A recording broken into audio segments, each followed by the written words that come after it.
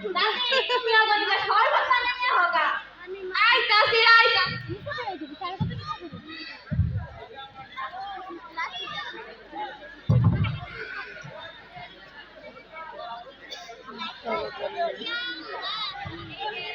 और तारा शरबत खा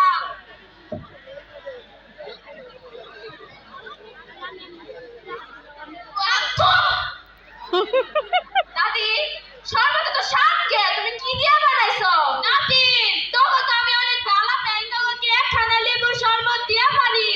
তোকে তো হাজারটা লেবুর সুয়াই ভিপারতে শরবত হাই হাই দেখো দাদি আমাকে কত ভালো পায়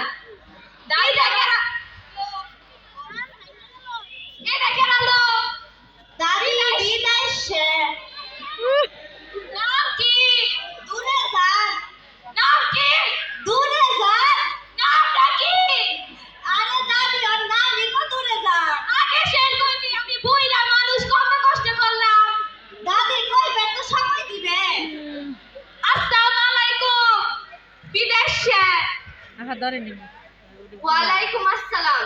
শোনো দাদি তুমি যে বললে আসসালামু আলাইকুম এর অর্থ তুমি কি জানো এর অর্থ হলো